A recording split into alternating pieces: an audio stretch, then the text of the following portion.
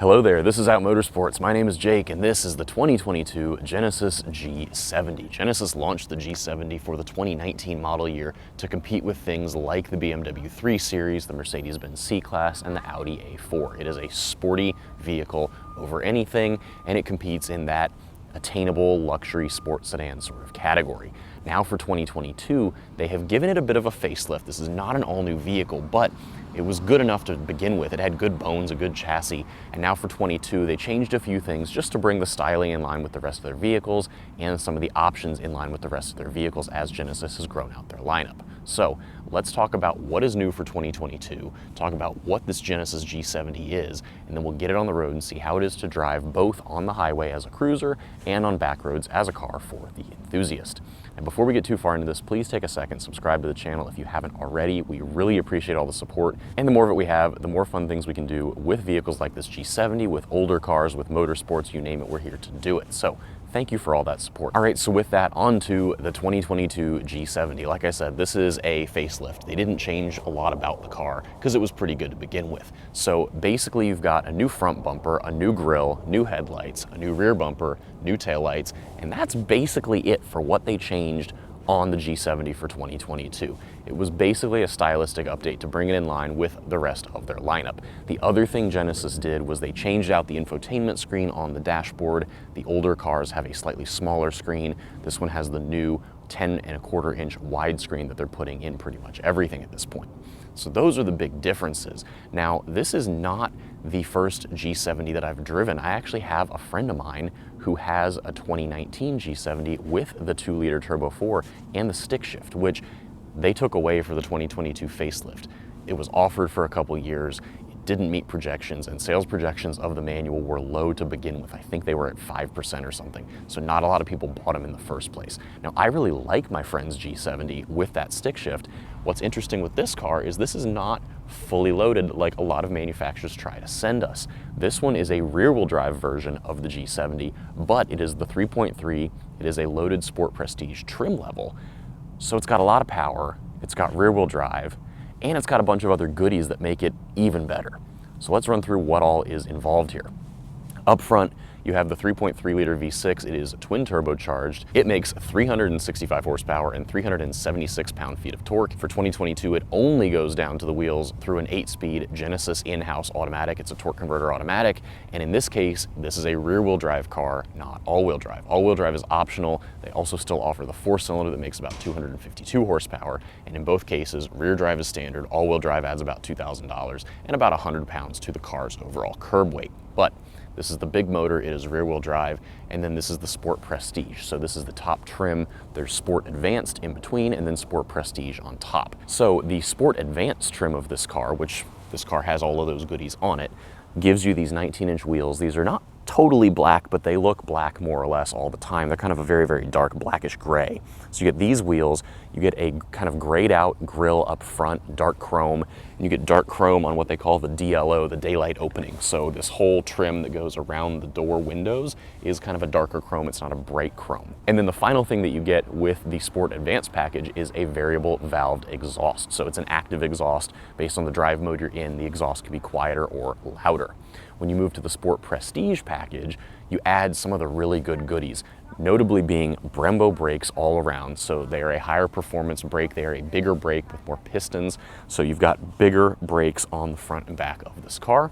You've got a limited slip differential on the rear axle, which is important all the time, but doubly so if it's just rear-wheel drive. So it helps put that power down to both wheels instead of just the one with the least amount of rolling resistance. And then finally, you've got an adaptive suspension. So it's not air suspension, it doesn't change ride height, but it changes the damping settings of the suspension. So again, in comfort mode versus Sport or Sport Plus, the damping is different, so it'll ride a little bit softer or stiffer based on what you want. So those are all of the performance options and upgrades that you get. There are some other upgrades for the interior of the car. You get a better bolstered seat with a thigh extender on the driver's side. You get Nappa leather, you get ventilated seats, a heads-up display. You've got a surround view camera system. You've got a pretty good Lexicon sound system going on in here.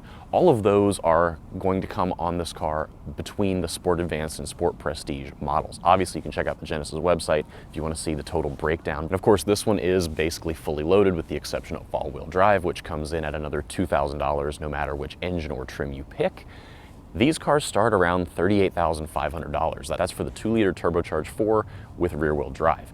This one being the top trim with everything but all-wheel drive, it comes in at $51,945. I think it's a lot of car for that kind of money, but we have to see if it's any good to drive. So let's get on the road and see how it is both on the highway and on some back roads. All right, so let's talk about highway driving first of all in the 2022 Genesis G70. So first things first, I'm not doing a whole lot with the steering wheel. I have to keep my hands on it and my eyes up, of course, but Genesis includes highway driving assist with all of their models. It's either standard or an option, and it is one of the best driver assistance suites on the market today. Their software is very, very well done. It is shared software with their sister companies, Hyundai and Kia. So they're all related. They all use very similar programming and all of this, but highway driving assist is very, very good. It lets you get DC close to a point so people aren't just continually cutting you off and you'll never actually make it to your destination. It does lane centering really well. Even if you don't have the cruise control turned on, you can still have lane centering turned on, and it uses the GPS in the car to recognize the road you're on, and it'll help guide you through curves even if you are not using the rest of the driving assistance technology that you have turned on. So you can turn it all on or off based on what you want. And the one thing that the G70 does not yet have, this has highway driving assist. I was in a GV70, which is this vehicle as a crossover a couple weeks ago. That has highway driving assist 2. And what the 2 is lane change assist. So this car will not do it, but in the GV70, if you put your signal on, it will help you change lanes, which also sounds great, but I'm also totally okay with just changing lanes on my own. So in any case, that's what the difference is. This car in comfort mode, like I mentioned, with the different trim levels, you get adaptive suspension. That's on the Sport Prestige here. And what is nice is that this car rides pretty well in comfort mode. You can put it into Sport or Sport Plus. You've got the drive mode selector right here, and we'll do that on the back roads. But as far as highway driving and even around town, I tend to prefer it in comfort. So the bolster's a little more relaxed, the suspension's more relaxed, the throttle response is more relaxed, the steering's a touch lighter. It's not soft, it's not soggy, it's really composed, it's really nice. And I think Genesis has a very nicely balanced car here with highway driving in particular. And it's also fairly quiet in here. Tire-wise, this car is on Michelin Pilot Sports, so they are, not the touring tire that you would put on a more luxury-focused car, but because Genesis is trying to have this be luxurious and also fairly sporty, they wanted a tire that would match both. And the nice thing is these do not have a ton of tire noise. So between that and the kind of lack of wind noise, it's a pretty quiet, nice place to spend time, which I really appreciate. The one thing about highway driving, city driving, whatever, having a lot of people in the car, the back seat of this car is tight. It is small. It is old school 3 Series sort of tight. You have a ton of room up front for both driver and passenger, but if you've got people who are taller in the front 2 seats, the back seat just doesn't have a lot of leg room at all. I don't know if I want this car to be bigger. Genesis has the G80 if you want something a little bit bigger. And I like the fact that it's small. So yes, it's small, but that's kind of the point. And if I go ahead and turn off all of the driver assistance stuff here, just 2 buttons will do it. I'm gonna take control again. And obviously at highway speed, you can put your foot down and plenty of power, plenty of torque. You can get up and run pretty easily. Like I said, when I drove my friend's car that's the 2-liter, they still offer that engine in this car. It's 252 horsepower. I think that is enough power for a lot of drivers. The V6 in this is really punchy. It sounds very good for being a V6. You don't necessarily need it. Power to weight ratio with the G70, with the V6, with rear wheel drive, you're at 10.34 pounds per horsepower. That is, as things go, very quick. It was not long ago that 10 pounds per horsepower was sports car only status, or a few years prior to that, supercar sort of status. So this is plenty quick. The 4-cylinder will be still very quick. They're both good options. So with that, let's get to some back roads and see how this G70 is when things get twisty. All right, so let's talk about driving this Genesis G70 on back roads. So I've got this car in Sport Plus, which puts everything at maximum attack between the dampers, the exhaust, and then a little bit heavier steering, a little bit quicker throttle response. It also changes how the transmission responds, so it will hold gears longer, and if you're shifting manually with the paddles, it will let you kind of do your own thing there. So as far as how the car feels, the chassis is really talkative.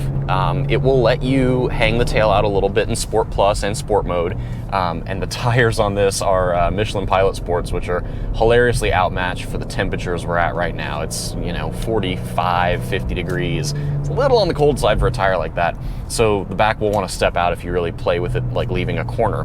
But the chassis talks to you really well. The steering talks to you really well. You've got a good idea what's going on everywhere, and when it's in sport mode, the dampers are not so stiff that it's unbearable. It's just well controlled. Not a lot of body roll, just generally composed. Much like I said the car was composed on the highway, it's well composed here too. And it even sounds nice. Even with the exhaust, a lot of V6s don't sound the best, and this V6 I think sounds pretty good. When you get it towards the top of the rev range, you can hear the turbo. It just sounds nice. And then when you're heavy on the brakes, you've got a good initial bite from the pedal with these Brembos, and your pedal feel is nice the entire way through the pedal travel. Even when you get into ABS, if you're hard on the brakes through a really, fast, tight sort of turn, if you get into the ABS at all, it's just all easy and the pedal feel is consistent the whole way through. The one thing I don't love, Genesis claims, if you have the car in Sport Plus and everything's set perfectly, they claim that it will let you bang against the rev limiter and have total control, and it won't, at least not for me. There's no dedicated manual mode for this gearbox, so it will still get to redline and want to upshift for you, which is fine.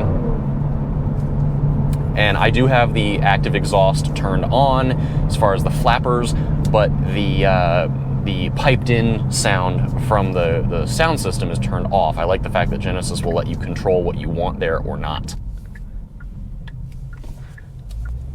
Pulling out here, if you really goose it, it'll let you have a little fun, and the limited slip diff works nicely to just put the power down, send you forward. It's all so controllable, it's so easy, and the whole thing talks to you. There are certain cars that are easy to drive fast or drive hard, and this is one of them. I really like how it feels. The chassis is nicely done here. So as far as things I'm not a fan of, really just the fact that you can't have it in a total manual shift mode kind of kills it for me in some regards, but transmission is smart enough and quick enough that I'm not necessarily missing out on that. The car does have launch control, which we might have tried. It does not feel that quick from a stoplight sort of thing, but it does feel nice and quick once you're on the move in the meat of the power band. It's really nice there. So from like 3,000 to 5,500 or so, it feels really good.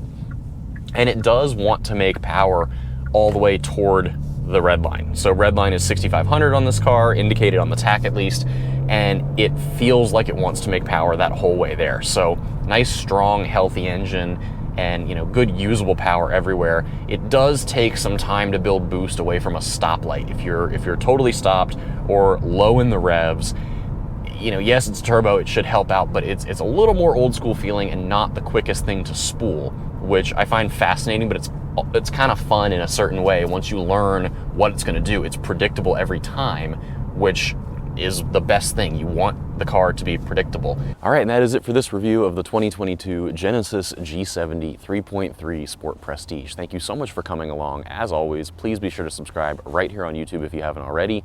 Make sure to turn on that notification bell so you don't miss a single thing coming up next. If you'd like to follow us elsewhere, we are also on Facebook, Instagram, and Twitter at Out Motorsports.